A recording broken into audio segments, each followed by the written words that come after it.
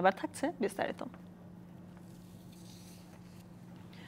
কুমিল্লায় যৌথ বাহিনী পরিচয়ে তুলে নেয়ার পর এক যুবদল নেতা মারা যাওয়ার ঘটনা তদন্তের নির্দেশ দিয়েছে প্রধান উপদেষ্টার কার্যালয়। এরই মধ্যে গঠন করা হয়েছে উচ্চ পর্যায়ের তদন্ত কমিটি। ঘটনায় স্থানীয় সেনা ক্যাম্পের কমান্ডারকে তাৎক্ষণিক প্রত্যাহার করা হয়েছে বলে জানিয়েছে আইএসপিআর। এদিকে দ্রুত বিচারের দাবিতে মানববন্ধন করেছে স্বজন ও এলাকাবাসী। বৃহস্পতিবার মধ্যরাতে কুমিল্লা সদরের পাঁচতুবি ইউনিয়নের নিজ বাড়ি থেকে যুবদল নেতা তৌহিদুর রহমানকে তুলে নিয়ে যাওয়া হয়। শুক্রবার বাবার কুলখানির আগে তৌহিদুরের বাড়িতে অস্ত্র আছে বলে তল্লাশি চালানোর পর তাকে নিয়ে যায় যৌথ বাহিনীর সদস্যরা। ভোর থেকে সকাল পর্যন্ত কোনো খোঁজ মেলেনি তৌহিদুরের। শুক্রবার দুপুর 12টার দিকে তার মৃত্যুর খবর পায় পরিবার। শরীরে মেলে আঘাতের চিহ্ন। সেনাবাহিনীর সদস্যরা ওই ব্যক্তিকে হস্তান্তর করার সময় অসুস্থ বোধ করায় হাসপাতালে নেয়ার পর তার মৃত্যু হয় বলে জানিয়েছে পুলিশ। এমন ঘটনার বিচারের দাবিতে মরদেহ নিয়ে মানববন্ধন ও বিক্ষোভ করেছে স্বজন ও এলাকাবাসী। কুমিল্লা প্রেস ক্লাবের সামনে মানববন্ধনে স্বজনরা অবিলম্বে দোষীদের দ্রুত আইনের আওতায় এনে বিচার দাবি করেন। দ্রুত বিচার নিশ্চিত না হলে কঠোর আন্দোলনের হুঁশিয়ারি দেন তারা।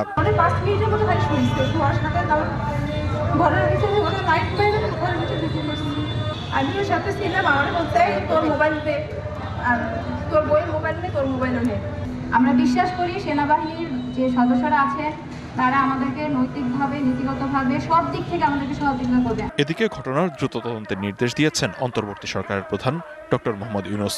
গণমাধ্যমে পাঠানো এক বিবৃতিতে উল্লেখ করা হয়, যে কোনো ধরনের হেফাজতে, নির্যাতন ও হত্যা কঠোরভাবে নিন্দনীয়। অন্যদিকে এরই মধ্যে গঠন করা হয়েছে উচ্চ পর্যায়ের তদন্ত কমিটি। এই ঘটনায় স্থানীয় সেনা ক্যাম্পের কমান্ডারকে তাৎক্ষণিকভাবে প্রত্যাহার করা হয়েছে। গণমাধ্যমে পাঠানো এক সংবাদ বিজ্ঞপ্তিতে এই তথ্য জানিয়েছে আইএসপিআর।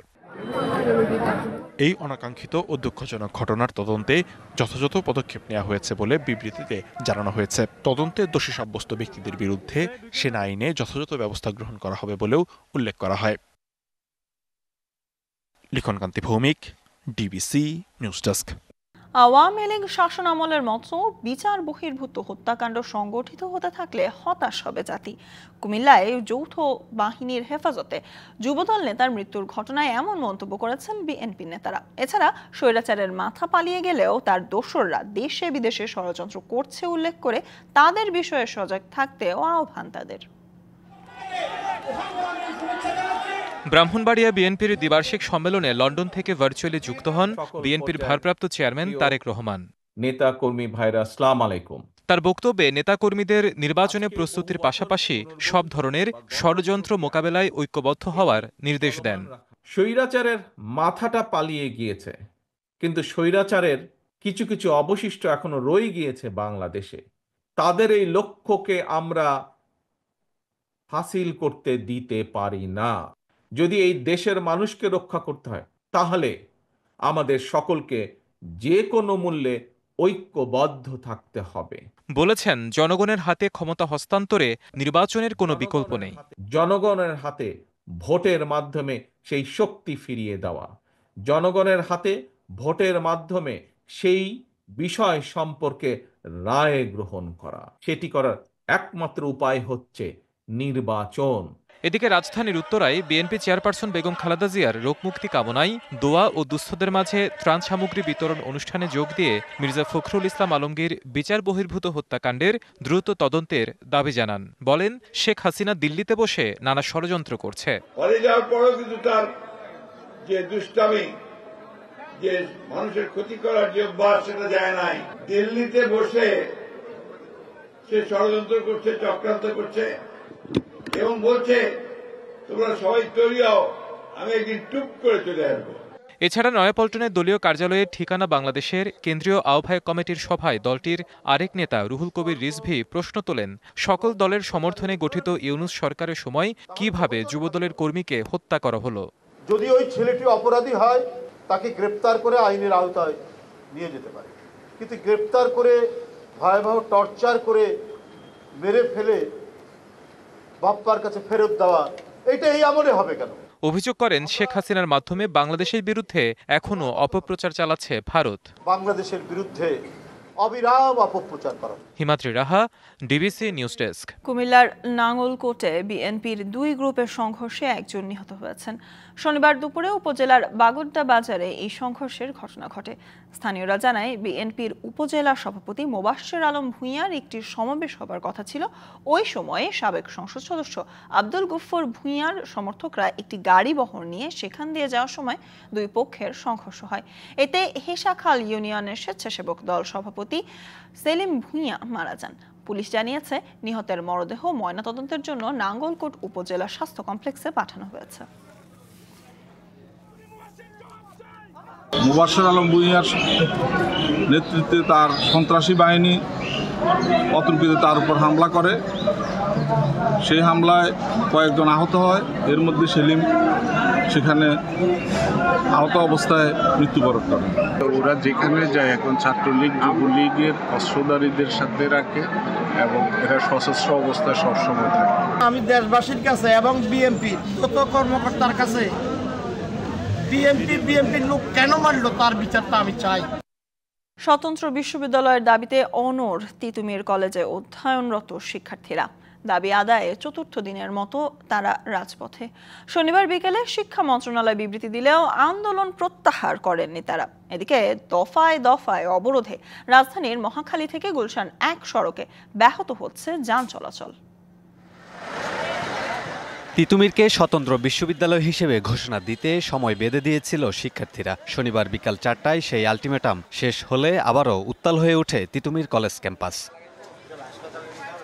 পূর্ব ঘোষণা অনুযায়ী Barasat barricade two north city কর্মসূচি শুরু করেন শিক্ষার্থীরা। দাবি আদায় না হওয়ায় বিকেল 5টার দিকে ক্যাম্পাসের সামনে গুলশান মহাখালী লিং রোড অবরোধ করেন তারা। এ সময় স্লোগানে মুখরিত হয়ে ওঠে পুরো এলাকা। পরে কিছুক্ষণের জন্য গুলশান 1 অবরোধ শেষে আবারও ক্যাম্পাসে ফেরেন শিক্ষার্থীরা।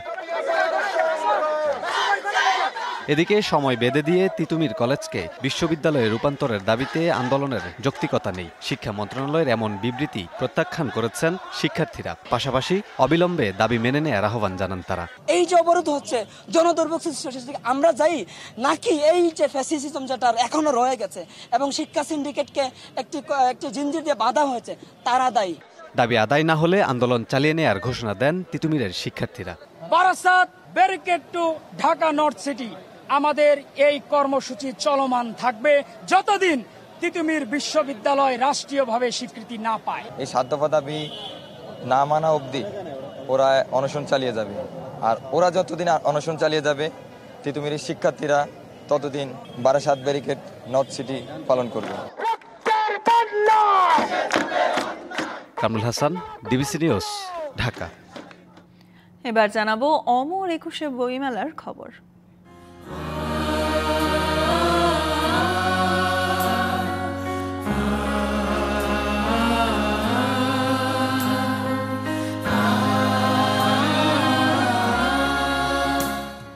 একুশের মতোই জুলাই গণ অভ্যুত্থান জাতিকে ঐক্যবদ্ধ করেছে, যা নতুন বাংলাদেশ করতে প্রেরণার উৎস হিসেবে কাজ করবে বলে মন্তব্য করেছেন প্রধান উপদেষ্টা ডক্টর মোহাম্মদ ইউনূস। শনিবার বিকেলে অমর 21 গ্রন্থমেলা 2025 উদ্বোধন করে তিনি এ মন্তব্য করেন। প্রধান উপদেষ্টার উদ্বোধনের পর সর্বসাধারণের জন্য খুলে দেয়া হয় মেলা প্রাঙ্গণ। শুরু হয়েছে অমর 21 বইমেলা 2025। বিগত বছরগুলোর মতো এবারও বইমেলা হচ্ছে বাংলা একাডেমি ও সোহরাওয়ার্দী উদ্যানের অংশ নিয়ে। এবারের বইমেলার মূল প্রতিপাদ্য জুলাই গণ অভ্যুত্থান, নতুন বাংলাদেশ নির্মাণ। থাকছে জুলাই চত্বরও। বিকেলে আনুষ্ঠানিকভাবে বইমেলার উদ্বোধন করতে মেলা প্রাঙ্গণে আসেন প্রধান উপদেষ্টা ডক্টর মোহাম্মদ ইউনূস। শুরুতেই জুলাই অভ্যুত্থানের শহীদদের শ্রদ্ধা জানিয়ে 1 মিনিট নীরবতা পালন করা হয়। পরে বেলা 4টার দিকে উদ্বোধন ঘোষণা করেন মাসব্যাপী এই বইমেলার।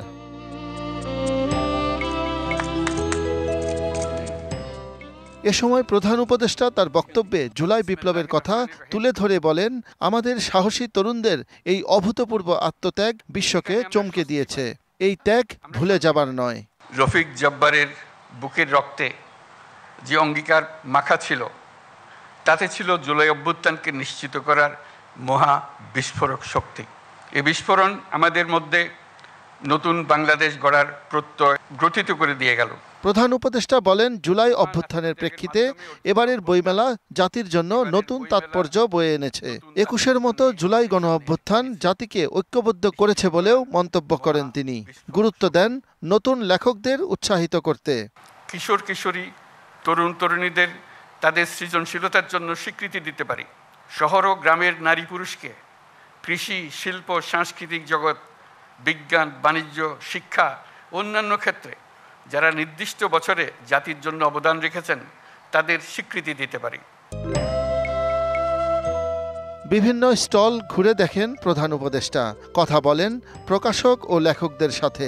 উল্লেখ্য, এবারের মেলায় অংশ নিচ্ছে ৭০৮টি প্রকাশনা প্রতিষ্ঠান, আর খোলা থাকবে ১ ফেব্রুয়ারি থেকে ২৮ ফেব্রুয়ারি পর্যন্ত, প্রতিদিন বেলা ৩টা থেকে রাত ৯টা পর্যন্ত।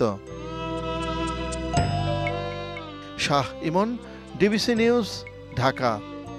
বিশ্ব ইজতেমার দ্বিতীয় দিনে নিজের মধ্যে দিন প্রতিষ্ঠা করা এবং দিনের বাণী সারা বিশ্বে ছড়িয়ে দেওয়ার পদ্ধতি এবং বিশ্বের মুসলমানদের কিভাবে ঐক্যবদ্ধ করা যায় বয়ানে তা তুলে ধরা হয়েছে। এবারের ইজতেমায় এবং আখেরি মোনাজাতে অংশ নিতে দেশের বিভিন্ন প্রান্ত থেকে এখনও আসছেন ধর্মপ্রাণ মুসল্লিরা। মুরব্বীদের বয়ানের তাৎপর্য নিজেদের খিত্তায় এভাবেই তুলে ধরছেন জিম্মাদাররা, বোঝাচ্ছেন ইসলামের দাওয়াতের পাশাপাশি কিভাবে পরকালে শান্তি লাভ করা যায়। একাগ্রচিত্তে সৃষ্টিকর্তাকে স্মরণ, মনের অব্যক্ত কথা আর পরকালীন চাওয়া মহান রবের কাছে। তাসবির প্রতি করিয়ে মহান আল্লাহ তাআলার বরত্ব আর শুকরিয়া জ্ঞাপন। লাখো অংশগ্রহণকারী টঙ্গীর তুরাগ তীরে এখন মুখরিত। ইসলামের সুমহান বাণী মানুষের মাঝে পৌঁছে দেওয়ার প্রত্যয় তাদের চোখে মুখে। দিনের দাওয়াত, দিনের কাজ, দিনের প্রচার সারা দুনিয়া ছড়ানোর জন্যই আজকে আমাদের এই মজমায় জড়ো হওয়া। আলোচনার মাধ্যমে, বুদ্ধবার মাধ্যমে দিনের পথে আসা সহজ হয়, আর এই কাজটা শুধু তাবলীগের মাধ্যমেই হওয়া সম্ভব হয়। তারা বলছেন শুধুমাত্র আল্লাহ ও তার রাসূলের সন্তুষ্টির জন্যই দিনের পথে তাদের এই মেহনত। এখান থেকে আল্লাহ রাসূলের কথা যে বাল্লিগু আন্নী ওয়ালা আয়া, আমার পক্ষ থেকে যে একটা বাক্য জানো সেটা অপর মুসলমান পর্যন্ত পৌঁছাই দাও। আমরা অন্য মুসলমান, আমাদের ফ্যামিলি, তাদের কাছে এই হেদায়েতের আলোচনা পৌঁছাবে। এখান থেকে হেদায়েত নিয়ে প্রথমে নিজের পরিবারকে দিনের পথে চলার তাগিদ দেবেন। জামাত যেখানে আসলে মানুষের মন পুরাটাই চেঞ্জ হয়ে যায়, কারণ এখানে সার্বিক আল্লাহ তাআলার সহযোগিতা থাকে। পরস্পরের মধ্যে যে সম্পর্কের অবনতি বলেন, এই বিষয়গুলো থাকবে না। ইজতেমার সার্বিক বিষয় নিয়ে কথা বলেন গাজীপুর মেট্রোপলিটন পুলিশ। আখেরি মোনাজাতের আগে আমরা ৬টা থেকে ৩০০ ফুটের মাথায়, দৌড় ব্রিজের মাথায় এবং বুগরা মাথায়, এই যে বাকি যে ভিতরে যে অঞ্চলটুকু, সেই অঞ্চলে সকল প্রকার যানবাহন আমরা বন্ধ রাখবো। এখন পর্যন্ত কোনো নিরাপত্তা থ্রেট উপভোগ করছি না, আমরা সম্পূর্ণভাবে নিরাপত্তা দিয়ে যাচ্ছি। রোববার সকালে আখেরি মোনাজাতের মধ্য দিয়ে শেষ হচ্ছে বিশ্ব ইজতেমার জুবাইর অনুসারীদের প্রথম পর্ব।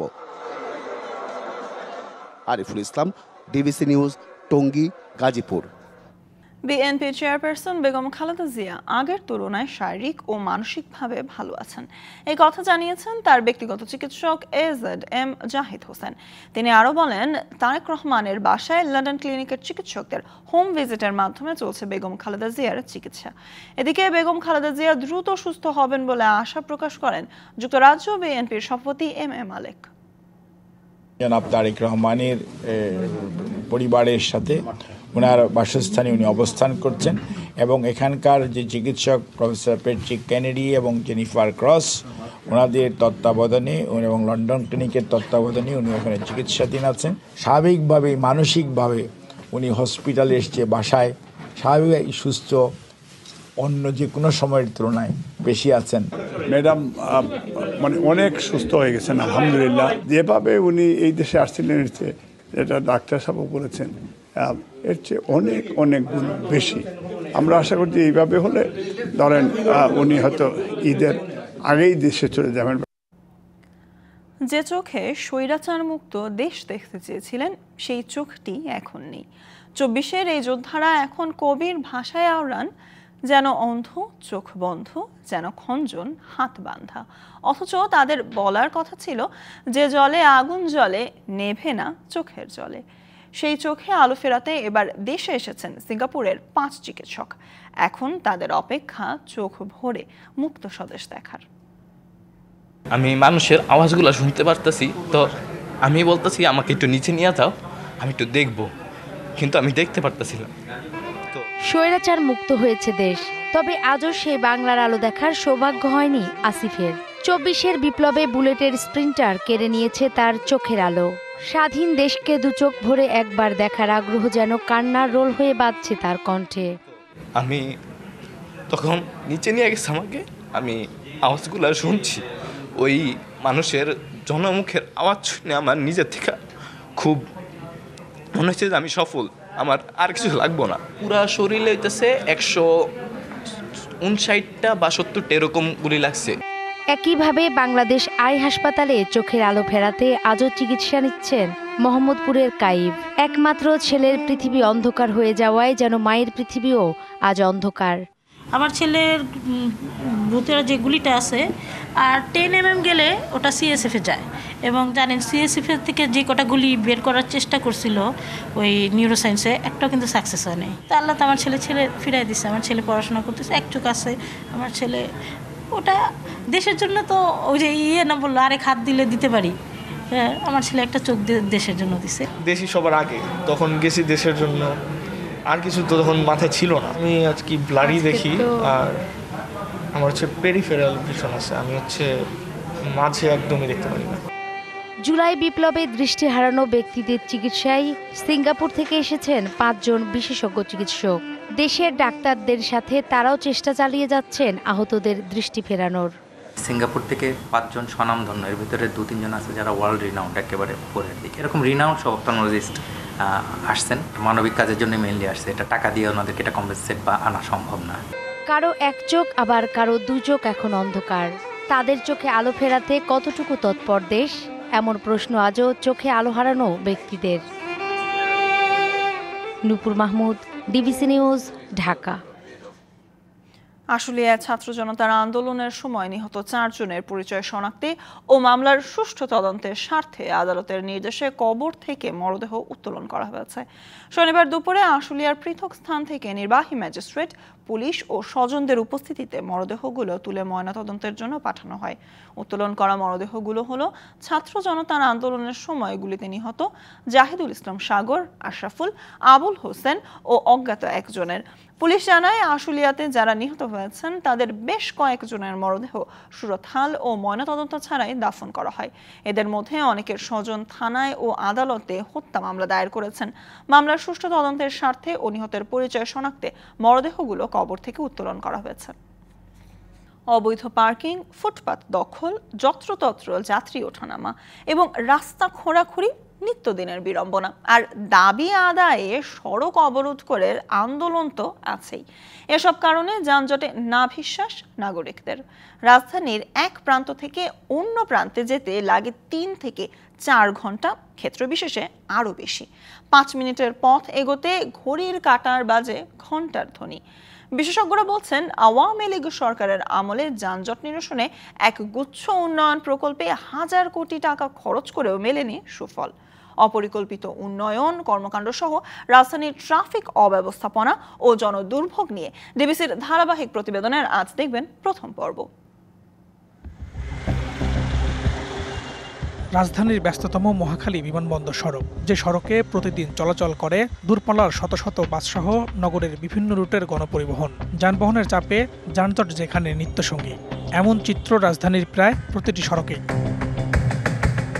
যত্রতত্র ফুটপাত দখল করে দোকানপাট, কোথাও কোথাও 2-3 স্তরে দখল করায় সড়কের পরিধি কমে আসে প্রায় অর্ধেকে। আর খোঁড়াখুড়ির পাশাপাশি অবরোধ আন্দোলনে যানজটে স্তব্ধ হয় পুরো নগরী। ফুটপাতে অনেক দোকান থাকার কারণে আমাদের মেইন রাস্তা ব্যবহার করতে ঠিক করে হাঁটা যাচ্ছে না, রিক্সার জাম, বাসের জাম, মানে এটা তো মোটামুটি মনে হয় যে দখলই, মনে হয় যে পুরো রাজ্যটাই মনে হয় যে ফুটপাত যারা বা হকার তারা দখল করে ফেলছে। সিগন্যাল ছাড়াও নর্মাল রাস্তার মধ্যে জ্যাম লেগে গেছে এই গাড়ি, এই ফুটপাতের দোকানগুলোর কারণে। শৃঙ্খলা নেই যানবাহন চলাচলেও, চালকদের কাছেও নেই সদুত্তর। জামজট তো হইতাছে, পিছে জামজট হইতাছে, যাত্রীরা আসলে কি করবো, মোটরসাইকেল আইতাছে, টান দিলে চাকার তলেই পড়ে না, কই পড়ে। সারাদিন 3 টিপ মারতে গেলে অনেক কষ্ট হয়ে যায় আর কি। ট্রাফিক পুলিশের সামনেই অহরহ চলে চালক হকারের এমন দৌরাত্ম্য। নিজেদের অসহায়ত্বের কথা জানালেন এই সার্জেন্ট। শুধু জরিমানা করেই কমানো যাবে না, জনসচেতনতা তৈরি করতে হবে, তবে এই জ্যামের পরিমাণ কমবে। এত ঢাকা শহরে এমনিতেই জ্যাম, আমরা সর্বোচ্চ চেষ্টা দিয়ে জ্যাম কমানোর চেষ্টা করি। পুলিশের দাবি সড়কে শৃঙ্খলা ফেরাতে নানা ধরনের পদক্ষেপ নেওয়া হয়েছে। ফুটপাত দখল যাতে না হয় আমাদের ফোর্সের সহায়তায় যতটা পারা যায় নিয়ন্ত্রণ করে রাখা হচ্ছে, প্লাস অবৈধ পার্কিং যাতে না করে নর্মালি প্রসিকিউট করা হচ্ছে। যারা যারা অবৈধ পার্কিং করে বা বাস বা গাড়ি কোথাও যদি অবস্ট্রাকশন করে বা অবৈধ পার্কিং করে রেগুলারলি তাদের বিরুদ্ধে মামলা বা প্রসিকিউট করা হচ্ছে। পরিবহন বিশেষজ্ঞরা বলছেন অসহনীয় যানজট নিয়ন্ত্রণের টোটকা সমাধান নেই। পরিকল্পনার অভাবে ফ্লাইওভার এক্সপ্রেসওয়ে কোনো কাজে আসছে না। পরিবহনে আমার যখন যেটা দরকার হয়েছে শর্ট টার্ম নিডটাকে অ্যাড্রেস করার জন্য ঠেকা দিয়েছি। ট্রাফিক দিন দিন বেড়ে যাবে, মেগা সিটি তার যে জটিলতা সামনে আসবে, এটাকে প্রক্ষেপণ করে পেশাদারিভাবে আমরা কখনো কিছু করিনি। ফ্লাইওভার হতে একটা বড় সমস্যা হচ্ছে যে যেহেতু এখানে বিনিয়োগ ভারী, সমস্ত যারা বাস্তবায়নকারী সংস্থা আছে তারা কিন্তু ওই দিকে ছুটেছে, এবং আমরা যেটা করেছি আসলে এই ধরুন বড় বড় ফ্লাইওভার করে মূলত প্রাইভেট ভেহিকেলকে কিন্তু আরও বেশি উৎসাহিত করেছি। তো এই কারণেই শুধু ফ্লাইওভার দিয়ে এটা একটা ব্রডব্যান্ড কানেকশন, কিন্তু ফ্লাইওভারের গাড়ি নিচে যে সড়কে গিয়ে নামবে সেই সড়কের গতিবেগ কিন্তু 4 কিলোমিটার।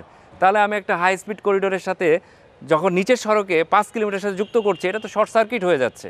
বুয়েটের পুরকৌশল বিভাগের শিক্ষক শামসুল হক বলেন, যানজট কমাতে সরকারি উদ্যোগে বাসগুলোকে কোম্পানি ভিত্তিক একটি করিডোরে নিয়ে আসতে হবে। টেকসই সমাধান, ছোট্ট একটা পলিসি সাপোর্ট, এক করিডোরে এক বাস কোম্পানি চলবে। এটা কি সম্ভব? ঢাকার বুকেই 3 জায়গায় আছে, ক্যান্টনমেন্টে আছে, হাতিরঝিলে আছে, গুলশানে আছে। এইটাকে বড় করলে ঢাকা হয়ে যায়। এত কিছু দেখার পরেও যখন যে আসে তাকেই আমরা রুট পারমিট দিয়ে দিই, যারা দিচ্ছেন তারাই কিন্তু যানজটের বড় কারণ হয়ে দাঁড়াচ্ছেন। বিদ্যমান ব্যবস্থাপনায় ট্রাফিক পুলিশের পক্ষে যানজট নিয়ন্ত্রণ শুধু কঠিনই নয়, অনেকটা অসম্ভব মনে করছেন বিশেষজ্ঞরা। Farhaduzzaman, DBC news, Dhaka. অবৈধভাবে নিজেকে সমিতির সম্পাদক দাবি করা কামাল হোসেনের বিরুদ্ধে সংবাদ সম্মেলন করেছে গাউসুল আজম সুপারমার্কেট সমবায় সমিতি। শনিবার দুপুরে রাজধানীর ক্রাইম রিপোর্টার্স অ্যাসোসিয়েশনের হল রুমে এই সংবাদ সম্মেলন করা হয়। এতে সমিতির সদস্যরা অভিযোগ করেন, গাউসুল আজম মার্কেটে দোকান না থাকলেও নিজেকে সম্পাদক দাবি করে আলাদা সংবাদ সম্মেলন করেন কামাল হোসেন, যা সম্পূর্ণ ভিত্তিহীন ও সমিতির নিয়ম বহির্ভূত। এ ধরনের ঘটনায় সমিতির অন্যান্য সদস্যদের মধ্যেও ক্ষোভের সৃষ্টি হয়েছে। এ সময় বক্তারা কামাল হোসেনের এমন সিদ্ধান্তের বিরুদ্ধে সমিতির নিয়ম অনুযায়ী ব্যবস্থা নেওয়া হবে বলেও জানান। কৃষিতে ব্যবহৃত বিভিন্ন সমন্বিত যন্ত্র উদ্ভাবনের পর সেটি মাঠ পর্যায়ে পৌঁছে দিতে বিশেষ উদ্যোগ নিয়েছে বাংলাদেশ ধান গবেষণা ইনস্টিটিউট ব্রি। এরই মধ্যে এসব বড় বড় মেশিনের 200 স্পেয়ার পার্টসও বেসরকারি উদ্যোক্তাদের মাধ্যমে উৎপাদন শুরু করা হয়েছে। শনিবার চট্টগ্রামের একটি কারখানা পরিদর্শন শেষে দেশের কৃষি যন্ত্রপাতি 30 ভাগ কম খরচে কেনা যাবে বলে জানিয়েছেন ধান গবেষণা ইনস্টিটিউটের কর্মকর্তারা। তারা আরও বলেন, বেসরকারি বিভিন্ন উদ্যোক্তার মাধ্যমে দেশে যেসব যন্ত্র তৈরির মাধ্যমে দাম কমছে 25 থেকে 30 ভাগ পর্যন্ত। তৈরি করা হচ্ছে বড় বড় মেশিনের খুচরা যন্ত্রাংশ। মোবাইল অ্যাপের মাধ্যমে বিক্রয়োত্তর সেবা দেওয়ার উদ্যোগ নেওয়া হচ্ছে। এতে আমদানি নির্ভরতা কমে আসার পাশাপাশি লাভবান হবে কৃষক। বর্ণাঢ্য আয়োজনে অনুষ্ঠিত হলো বাংলাদেশ সিভিল ইঞ্জিনিয়ার সোসাইটির ক্যারিয়ার মিটআপ অনুষ্ঠান। রাজধানীর আফতাবনগরে আয়োজিত এই অনুষ্ঠানে অংশ নেন দেশের নানা বয়সী সিভিল ইঞ্জিনিয়াররা। আলোচনা সভা সহ নানা আয়োজন ছিল এই প্রকৌশলীদের মিলন মেলায়। উপস্থিত ছিলেন বাংলাদেশ সিভিল ইঞ্জিনিয়ার ফাউন্ডেশনের প্রতিষ্ঠাতা vice chairman engineer Selim Hossain মিয়াকি, Atiqur Rahman Khan, doctor M Shamim Z Basunia সহ অতিথিরা। এ সময় সামাজিক ও রাষ্ট্রীয় দায়বদ্ধতা নিয়ে কাজ করার প্রত্যয় জানান প্রকৌশলীরা। আইএফআইসি ব্যাংকের বার্ষিক ব্যবসায়িক সম্মেলন 2025 অনুষ্ঠিত হয়েছে। শনিবার রাজধানীর ইসি টাওয়ারের মাল্টিপারপাস হলে এই সম্মেলন হয়। ব্যাংকের ব্যবস্থাপনা পরিচালক সৈয়দ মনসুর মোস্তফার সভাপতিত্বে সম্মেলনের প্রধান অতিথি হিসেবে উপস্থিত ছিলেন ব্যাংকের পরিচালনা পর্ষদের চেয়ারম্যান মোহাম্মদ মেহমুদ হোসেন। এছাড়া উপস্থিত ছিলেন পরিচালনা পর্ষদের সদস্য এবতাদুল ইসলাম, সাজ্জাদ জহির, মাহবুব কাশেম সহ ব্যাংকের সকল শ্রেণীর কর্মকর্তা কর্মচারীরা। এ সময় ব্যাংকের chief financial officer Dilip Kumar Mondal 2024 সালের সার্বিক ব্যবসায়িক তথ্যচিত্র উপস্থাপন করেন।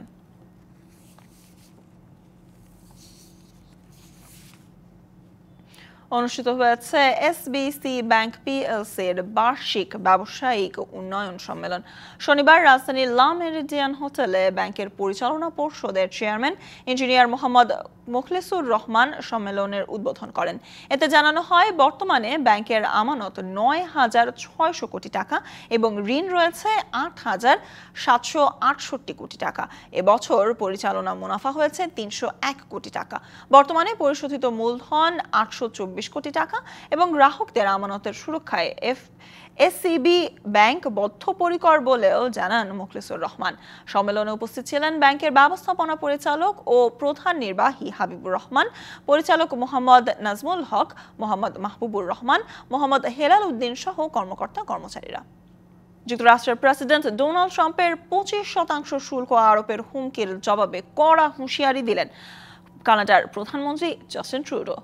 এই কঠিন পরিস্থিতি মোকাবিলায় দেশবাসীকেও তৈরি থাকার আহ্বান জানিয়েছেন তিনি।